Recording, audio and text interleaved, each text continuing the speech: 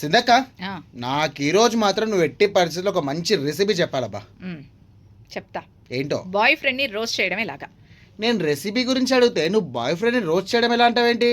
అవును, ఈ మధ్య రెసిపీస్ వీటికంటే కూడా మనకి క్రైమే ఎక్కువగా వింటున్నాం కదా. హ్మ్. అది కూడా ఎక్స్ బాయ్ ఫ్రెండ్తో కలిసి రోస్ట్ చేయాలి.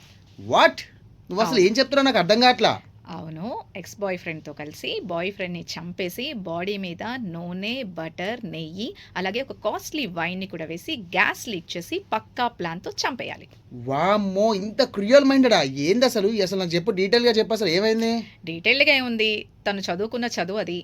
సో ఆ స్ట్రాటజీలోనే వెళ్ళింది. తను ఒక forensic student. Okay. So boy ఫ్రెండ్తో ఏవో విభేదాలు వచ్చాయి. ఎక్స్ బాయ్ ఫ్రెండ్తో కలిసి, అంటే తను చేసింది కూడా తప్పే.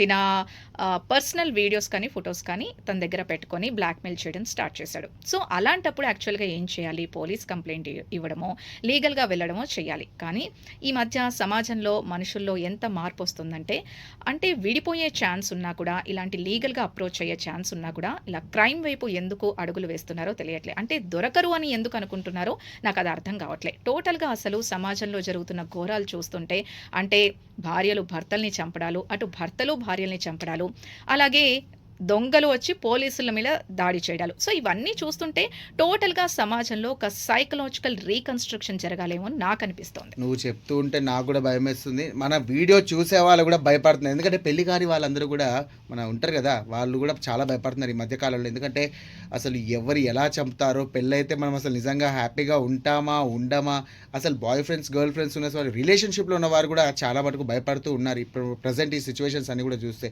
సో వ్యూవర్స్ చూస్తున్నారు కదా, చాలా దారుణమైనటువంటి పరిస్థితులు ఉన్నాయి. సో సమాజంలో ఇలాంటి పరిస్థితులు ఎదుర్కోవడం అంటే చాలా దారుణం అసలు. సో మీరు కూడా ఇలాంటికి సంబంధించినటువంటి ఏమైనా ఉంటే కనుక కామెంట్ చేయండి. అండ్ ఈ వీడియోకి సంబంధించి మీకు ఎలా అనిపించిందో కామెంట్ చేయండి.